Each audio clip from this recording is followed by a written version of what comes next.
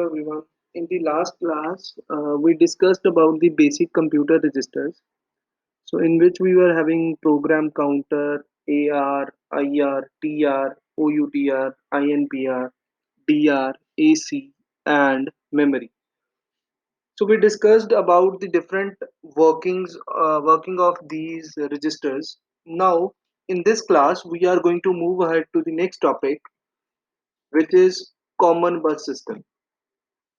Now, in common bus system, we are going to connect all these registers which we have studied with each other, and we are going to see how they are actually working, how do they perform inside a computer to achieve certain tasks. So it helps you to, why do we need the common bus system? It is to save the circuitry if we want to connect the different devices or different registers. So how it is going to save the circuitry while connecting. This is the diagram for our common bus system. So in this common bus system, we are having different registers and we are having different architecture for it. So let us start by starting it from the bus. So we are having a bus system at this place. Now this bus system is containing three selection lines, S0, S1 and S2. So this is a 3 is to 8 decoder which we are using in this place. This is a 3 inputs and we are going to have 7 outputs in. So why do we need 7 outputs? Because we are going to connect total, 8 outputs at this place. We are going to connect 7 out of them, and the eighth one will be free. So we will just, I will make this circuit, and then we will discuss why we are having one value which is free.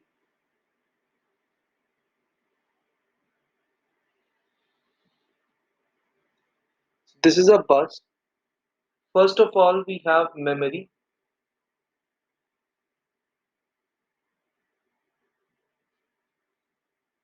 Now, let me just tell you how it is going to work. So wherever the devices are attached, we are going to name them accordingly. So first of all, this memory is attached at this place. So its number which we are going to give is a little bit different from the sequence. So we will discuss it at the end why we are using memory at this place.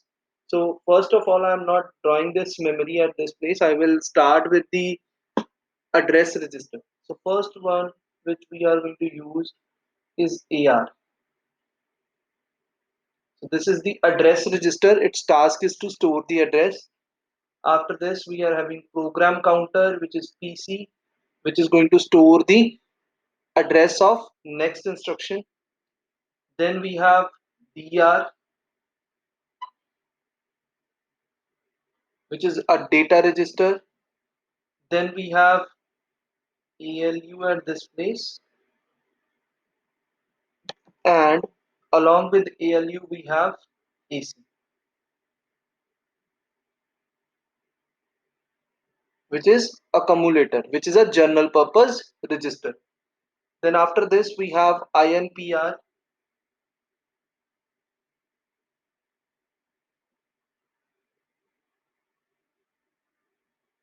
Then after INPR, we have IR, which is the instruction register. After IR, the next is TR, that is temporary register.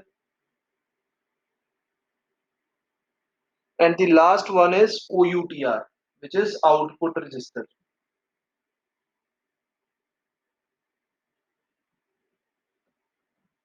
So in output register, we are having a OUTR.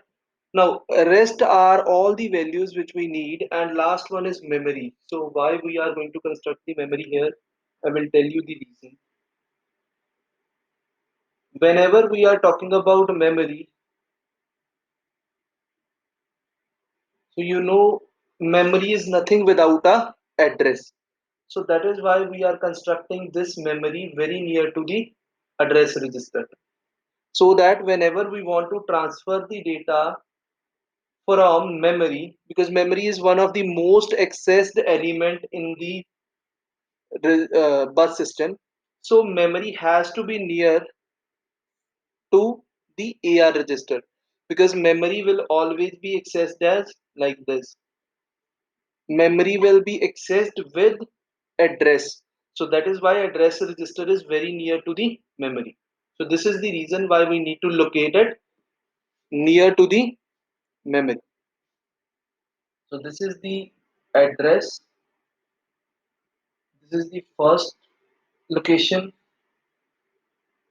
second, third, then we have fourth.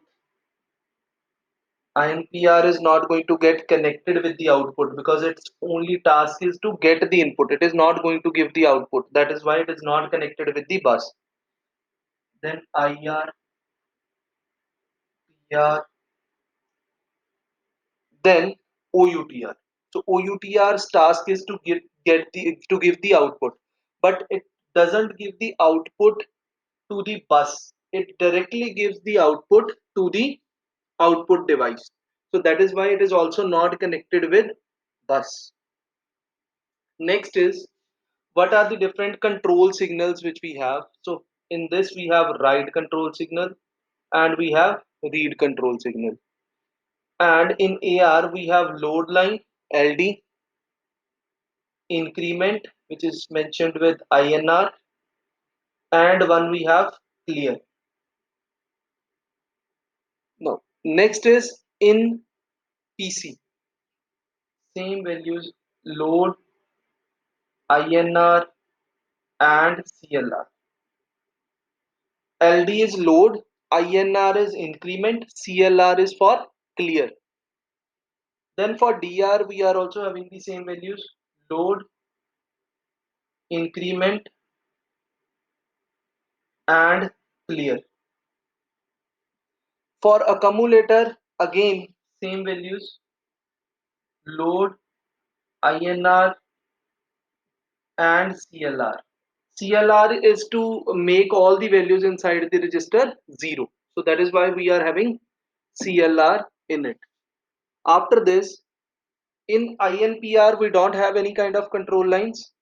For IR we are only having one line, that is load. We don't have INR or CLR. Now why they are not present? Because in the case of instruction register we are only able to use the instruction. We are not able to increment that, or we are also not able to clear the instruction because it is something which we are going to fetch from memory. So we can't make any changes inside the instruction. That is why the only value which we are having in the IR register is load. Then for TR we have load line LD, we have INR and we have CLR. Now next is how this circuit is going to get connected. On this side, all the registers are going to give the output. Means if I want to shift the data from one register to another, my data will flow from this side. This is the output side. Then if I want to load the data inside the register, so or inside the memory, it will be done from the back side. So these all lines which we are using on this side are for input. This input will only work if the load line is enabled, because if you remember the functioning of a parallel load register, the register will only load the value if its load line is 1. So if I want to load any data to PC, this load line should be 1, then only it will get the data from this side. Then after this we are having DR register which is getting connected with this.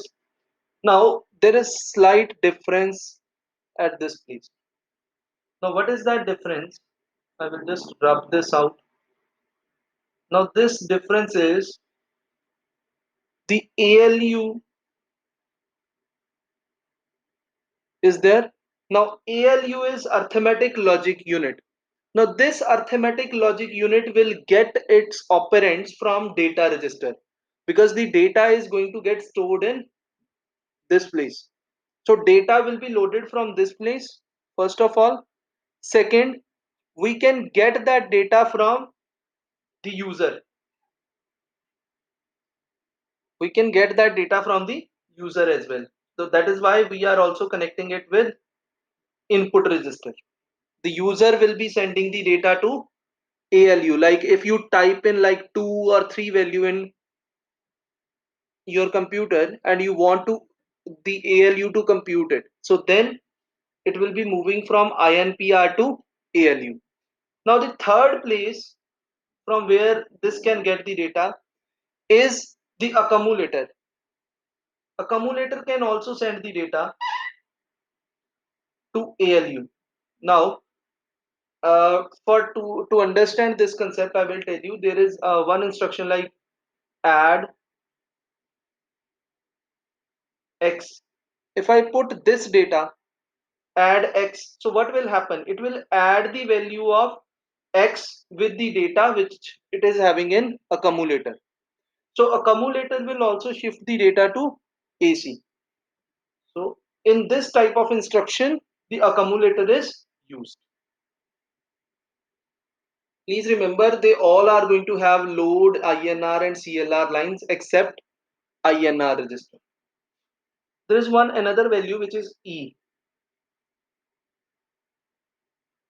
If you remember, E is for overflow condition. We have calculated the value of E in your logical shift left operation. Whenever there was a uh, overflow, we were not performing the task. So that is the value of E here. After this, we are having next value connected with IR, TR, and that's it. Okay. Now, in this case, we are having a output register which is OUTR, which is going to get the output from outside, from the bus system. Now, next is how it is going to work and what is the size of this this common bus system. So, as we discussed earlier, different registers are having different size. So the memory size is 4096 into 16, which means it is a 16-bit memory. The one word is storing 16-bit. So this common bus is known as 16-bit common bus. So it is a 16-bit common bus system. Now let us talk about how it is going to function. So just assume that I want to transfer the data from instruction register to program counter or from instruction register to the temporary register. This is just an example. Don't take it that seriously. It is just to let you understand that how this function is going to work. So this is 5, this is 6. Now, how we are going to do this? What are the conditions? This is S0, S1 and S2. If I want to shift the data from fifth value, the value which I should have is at this place it will be 1 1 and 0. Why? Because 1 2 and 4, sorry, it should be 1 0 1. So S2 will be 1, S1 will be 0 and S0 will be 1. So the value which I need at this bus will be 1 0 1. Then at this place my this IR line will be activated and the content of IR will get loaded onto the bus. So now the content is on the bus, whichsoever. Now this data is available for IR to all the values which are here. To all the registers can access this data, but only that register will be able to accept it, which is having its load line enabled. So if I want the TR register to get that data, so I will enable the load line of TR. If I want this data to reach in PC, then the load line of PC will be enabled. If I want to give it this data to the data register, then the load line of data register will be enabled. So this is how you can shift the data from any of the register to any other register.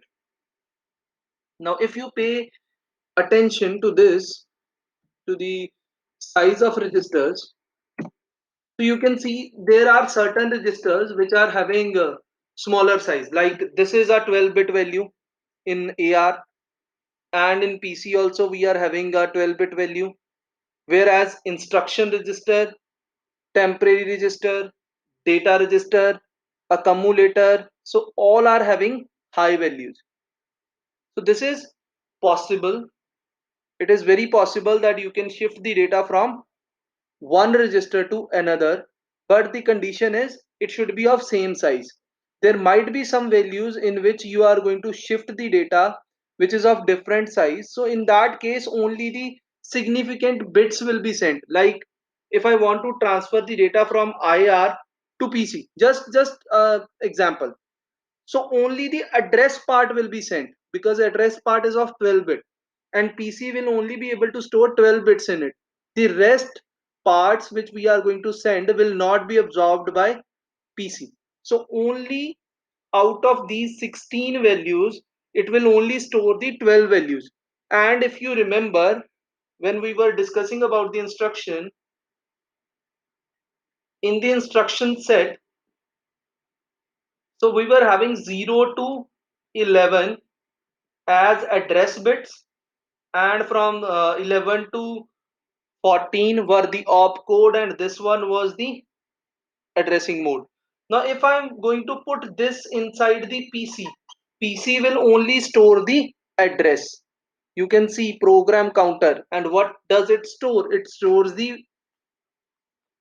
address of next instruction. So that is why even if the values which we are shifting are different, like at this place we are having a different value for it, at this place we are having a different value, so according to it it can process the data. Even if this is 16 bit, this is 12, it will only store 12 bits out of those. So that is how it is going to work. Now there are some of the things which you might have in your mind, that can I change the architecture of this bus or not? Should I, or can I move this AR from this place to this? Whatever I want to do, can I do that or not? Or should I need to cram it like this? There are certain architectures which you need to remember as it is. Or if you want to make change, you need to make a lot of changes in the circuit. So now this is a architecture which you need to follow wherever you do. Why this is kept in such kind of a circuit, why it is not advisable to change this, is there is a reason behind it. All the frequently accessed values which we have, all the frequently accessed values, like for there is a most of the transfer which we do is from PC to AR or from AR to PC. So we are just keeping it close so that there is a very less time which is wasted on the bus. We are going to save the time as much as we can. So that is why we have a particular architecture for it. But it doesn't mean that you can't change anything in it. If you want, you can transfer these values from one place to another. There is no problem in it. The only thing is that according to that, you are going to select the bus at this place. If you are connecting it in that way, according to that, your bus system should be working. Like for, then you are going to write, especially like in this case also, if you are writing 001, then which register is working? AR. If it is 010, which register will work? PC. If it is 100, DR will work. If it is, sorry, 001, 011, then DR will work. 100, AC will work. For 101, IR will work. For 110, TR is going to work. For 111, MAR is going to work. So you need to change this as well. So this is the topic of common bus system, which we have completed. Now if you have any query regarding the architecture, yeah, one thing which I missed was why we are not having a 000 value. Now 000 value is used simply to make it uh, turned off. If you want to turn this bus off, then simply you will put 000 at this place and this bus system will stop working. If you want to enable this, you need to choose any different value. If it is at 000 something is working, so I will not be able to stop this common bus system. If I want to stop it, I can make 000 at the selection, so then none of the device will work. So this is why we don't have anything connected with 000. So please do read this topic from your book as well. So this is a common bus system. So in the upcoming classes, we are going to understand that how this IR, which is an instruction register, which is containing 16 bits in it, how we are going to decode these instructions, how we are going to identify what type of operation we are going to perform. So that is what the next topic which we are going to do in the next class. So in the next class, I will be having number of circuits. I will try to use the slide instead of creating it at this place, and we will cover it little bit fast. Thank you everyone. Thank you so much.